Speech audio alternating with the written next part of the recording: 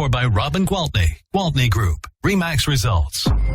Welcome to Rochester Real Estate, featuring Robin Gwaltney from Gwaltney Group RE/MAX Results and Andy Brownell. Here's Andy Brownell on Rochester's News Talk, 1340 KROC AM and 96.9 FM. Good morning, Andy Brownell on News Talk 1340 KROC AM and 96.9 FM, along with Robin Gwaltney with Gwaltney Group RE/MAX Results. Good morning, Robin. Good morning. Are you all ready for the holidays? You know I am. My gosh, I have been ready. I started my shopping this year in probably October, and it's so darn easy when you're just laying at bed at night with the old laptop and Amazon, and I've even become my mother. I've ordered things on QVC this year. Scott's like, what is the matter with you? But anyway, I'm ready. I've got everything wrapped and under the tree. Bring it on. Boy, I know that you've been on Facebook. You have multiple trees. I have multiple trees, but I just have gifts under one. Okay. Well, they look beautiful, all of them. Thank you. I enjoy it. It's a lot of work, though. Goodness. It's work, but, you know, when it's something you like, it's sort of like gardening. Look how much work gardening is. But people who love it, they would rather do nothing than be out there all day, you know. And I love the trees, and I love how the lights make me feel in the cold winter. Yeah, and I love the lights, too. It's just, and I hate to be the one to admit this because I'm not a fan of winter. They don't look quite as nice without the snow. I knew that was coming. But, you know, yeah, I'll take it. Actually, I'll take it because I dislike the winter that much. You read the articles I sent you, right? I did, yes. Okay, so you read the little bit about hygge? Yes, I did. So that's what we're talking about, right? Hygge, a Danish cultural concept that roughly translates to togetherness or coziness. So, you know, it's often associated with winter decor that creates a peaceful and serene space free of clutter. So there you go. Choose your natural palette of colors, put on your Christmas lights, sit there in your cozy, comfy room with your warm, fuzzy blanket, and you've just created a little bit of your own Christmas hygge. Hygge. I wonder sometimes, you know, especially the lighting, because the lighting is pleasant no matter what. Oh, it is. But then we don't use it year-round. You know what? You're seeing more and more of it. Like when you go places in the evenings, you know, you'll walk like through Scottsdale, Arizona in the evening, no matter what time of the year it is, and there's lots of white sparkling lights. You know, a lot of people are using white lights all year long outside in their trees. You go to lake homes. I was up on one of the lakes this summer. We were at a restaurant up, I don't remember which one it was. Oh, it was Prior Lake. And we were eating in a restaurant there, and there were homes all the way around it that had their white sparkling lights. And I don't know, there's something about it. That wasn't Charlie's, was it? Charlie's on the Lake? Yes, absolutely it was. And the food was so good. It was. We happened on that place one time because it's not really, it's kind of tucked into a residential neighborhood. Right. And we go, wow, let's try this place out. And it was one of the more enjoyable places I've been. Yeah, it was really good. I agree with you. A small world, that's for sure. But we're here on this morning to talk about real estate. And we were talking about real estate on a lake. Come on, Andy. Yeah. Yeah, and also Prior Lake. That actually was the first time I'd been in actual Prior Lake, the old Prior Lake, not the suburb of Prior Lake. Right. Yeah, it's a beautiful, around the lake. It's cool. It's a beautiful place. Cool. Yeah. Now, just speaking about lakes for a minute, I have to tell you, I have some Rochester friends who've been clients in Rochester. I've sold two houses for them, and now 2 houses to them. And the most recent one was a beautiful, and I mean beautiful, lake house in Forest Lake. I've never been to Forest Lake before, but oh my gosh, it's so pretty up there. I've driven past it plenty of times. Yeah, it's really pretty. And the lake that their house is on is called Clear Lake. And apparently it's one of the best walleye fishing lakes in Minnesota. So there you go. I did not know that, yeah. I wouldn't have thought that either. So my point is, I'll sell you a house whether it's in Rochester or Forest Lake. So there you go. Or right along the mighty Mississippi River. Absolutely. Okay. Speaking of real estate, we're cruising into the end of this year, and you sent me over this article that was talking about all the different reasons why this year kind of turned out different than anybody predicted, particularly for the real estate market, and why it's so red hot. Okay, so maybe not different than anybody predicted, because you turn back your shows back to early spring when all this was becoming so scary. Listen to my predictions. Yes, I'll pat myself on the back. I think I was pretty close. I guess I was forgetful about that, yeah. No, I mean, I think the things, the writing was on the wall. It was pretty obvious that as long as the interest rates were going to stay that low, the people who haven't lost their jobs because of COVID, the people that are the frontline workers, the people that are still working and maybe even extra hours, the people that can still afford to buy a house are definitely taking advantage of that low interest rate. I mean, it's a no-brainer. And the article also talked about how that is set up now, what had already been an inventory shortage, right, and exasperated that and pushed it even into the higher, what previously would have been higher-end homes that now are all of a sudden within reach for the very reason you just mentioned, interest rates being lower than they've ever been. One of the things that really jumped out at me was that this competition and shortage of inventory has pushed the existing median home price to $313,000, which is a 16% increase year over year. That's crazy. Yeah, in 1 year. And that's during a year when a lot of the quote-unquote experts were predicting that perhaps we'd see a decline in home values. Right. Oh, yeah. I had so many people reaching out to me early on and saying, is this going to be like 2008? Are there going to be a lot of foreclosures? Are we going to be able to get deals? Should I be ready to jump? No. That's not what's going to happen. And so far, you're telling me that 1 week before Christmas, exactly, well, less than a week, actually, but slightly. Yeah. We don't have a whole week, so you better get your button gear. Yeah, because I'm not done. I'm not ready for the holidays. You may be, but I'm not. Are things still humming along like you thought they were a week or so ago? Absolutely. It's typical for real estate to kind of fade off for the last couple weeks of the year. People are typically traveling, maybe even getting on an airplane. Remember what those are? Getting in their cars, going to see grandma and grandpa, cousins and uncles. But, it's just different this year. So first of all, people are still around, so they're still looking at houses. Second, the weather's been tremendous for house hunting. Yes. We haven't had to shovel one time. I mean, we are literally, I think maybe back in October, but, not during this season. We sure haven't. So we are seeing very high traffic and staying quite busy. But the beauty of it, too, though, is you could go out and find the home today, and you're just not going to be able to move to January anyway. Right. So the holiday rush doesn't really apply at this point, really. Exactly. We listed an interesting property over in Lake City last week. And it was like, are you familiar with where that yummy apple orchard is just after you come over the overpass? Yes.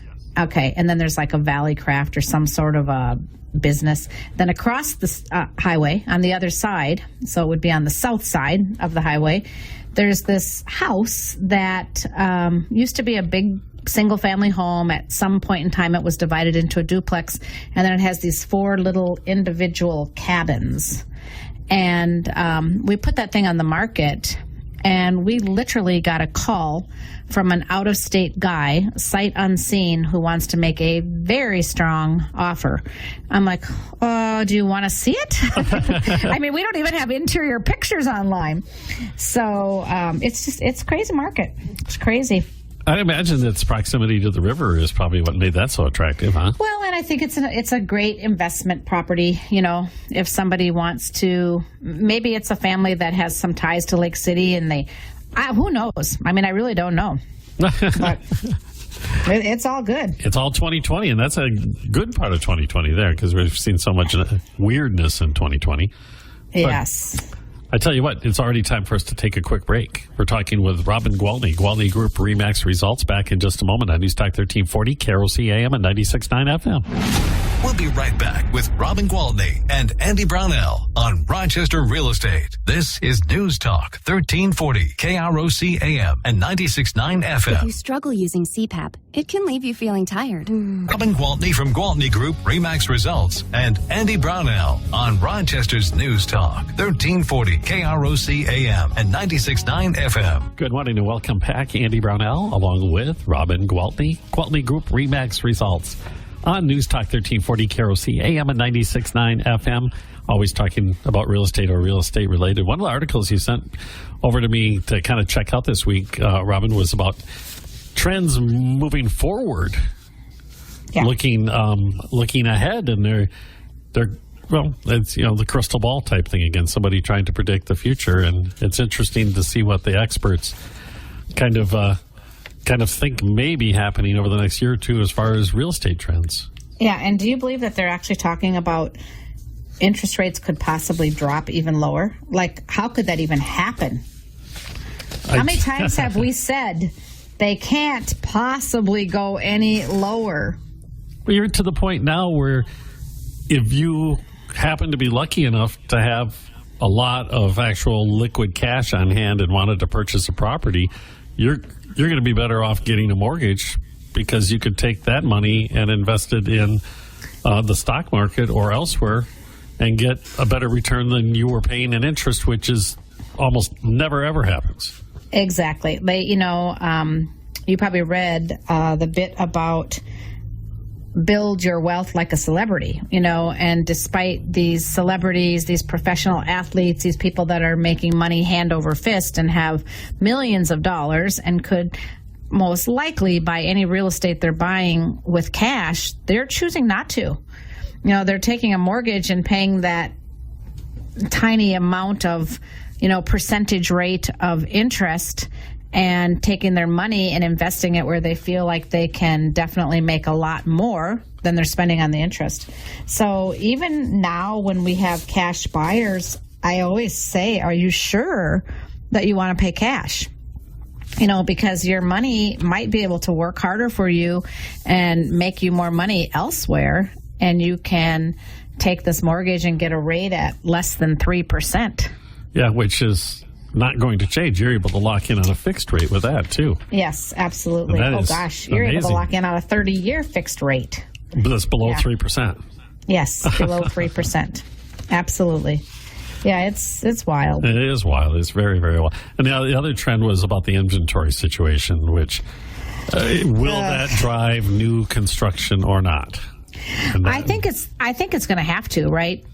Because there has to be houses, and luckily, we spent a lot of time talking over late summer months about how the building prices were just skyrocketing, and they were just, really tough to swallow. And now we've seen that going the other direction and calming back down and coming back to, affordability. So that's good. So I think as long as we see those prices come down and the interest rates stay down, I can't see how we wouldn't see a huge boom in new construction. And part of the equation in all this has been always, well, not always, but in recent years, the shortage of skilled people to do the building. And I'm starting to see some signs that may be easing, because I just anecdotally, I know personally a bunch of young men mainly, but also some young women who are going into the trades because it's become so attractive. Number one, you don't have to go into debt for student debt. And number two, right off the bat, you're making some pretty decent money. And you know what? The thing is I think the stigma is gone. For a while, I think people felt like they were failures if they didn't go to college and get a job that required a shirt and a tie and a desk, and I feel like there's a lot of people making a lot of money building houses or putting in plumbing or doing the electrical work or laying the hardwood floors. And, a lot of people are skilled and talented and can work with their hands. And those people that have those gifts should use them. And you talked about gardening. There's a satisfaction to building things. Right. Yes. If you do, I can imagine when I do a little tiny project, how much pride I take into it. If you built a whole house. Right. it'd be something to look at. So my neighbors remodeled. They bought a house and completely gutted it and redid it. Sherry and Kelly, you know them. Oh, sure. They're on our team. Yeah. Anyway, they not only did they get a lot of satisfaction, I sold them the house. They weren't real estate agents at the time that they bought it.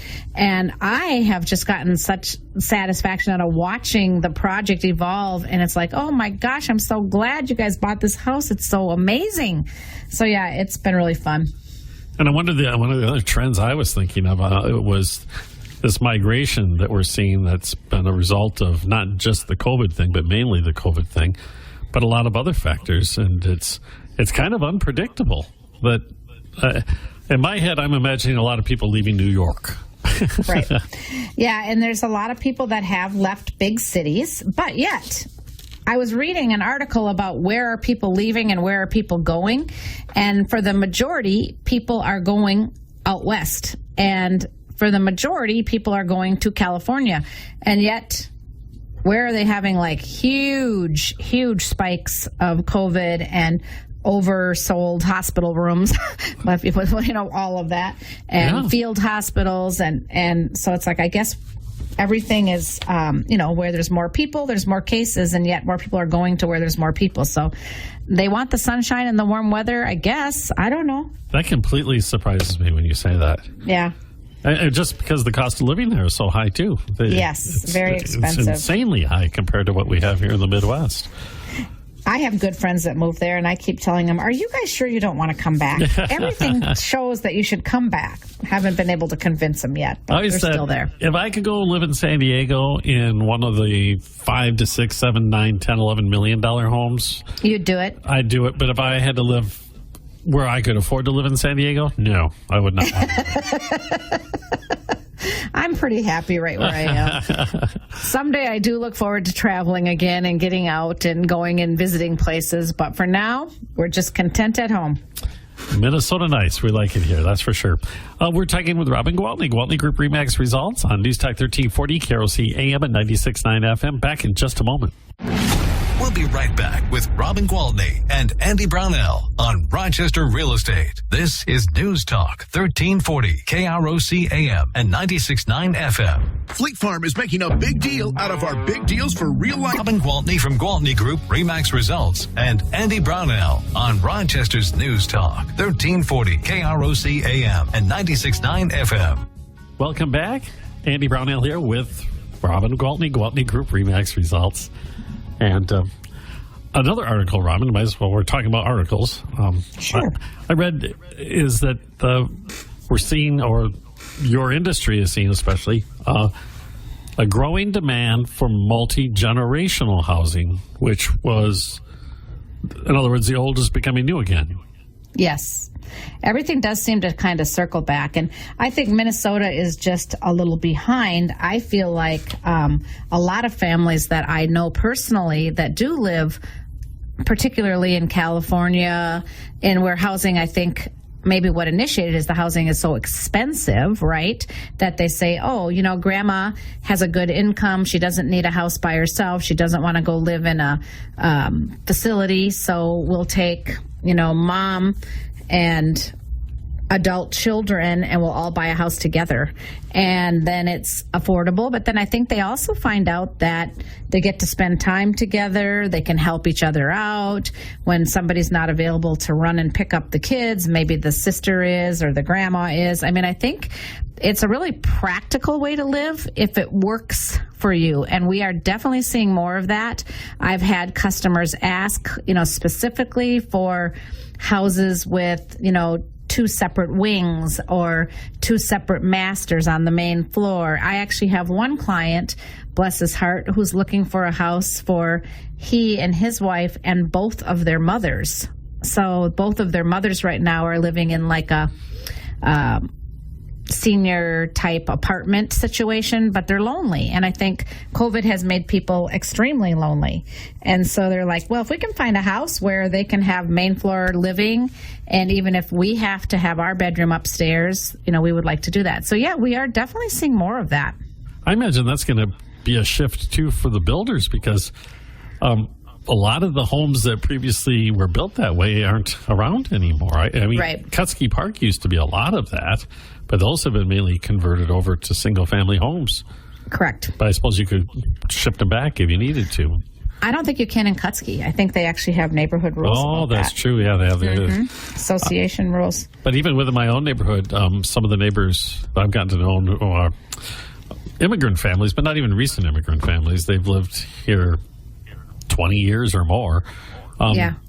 They will 3, sometimes 4 generations living in the I same think it's houses. really common in other cultures. You know, I feel like, well, I hate to say it, but I feel like sometimes I think we as Americans are more self-centered, more, I don't want to say selfish, but we think more about our own self. We're not worried about, people always tell me, oh, you're so great to your parents and you do so much for them. I'm thinking, and why wouldn't I? They're my parents, you know, so it comes natural to me, but apparently that's just not the way it is for everybody. And if I had my way, my parents would be living with us. Believe me, I talk to them about it on an ongoing basis, but they keep insisting that they want their independence in their house across the street. So that just translates to us having 2 lawns to mow and 2 houses to clean and 2 places to buy groceries for, but they're independent.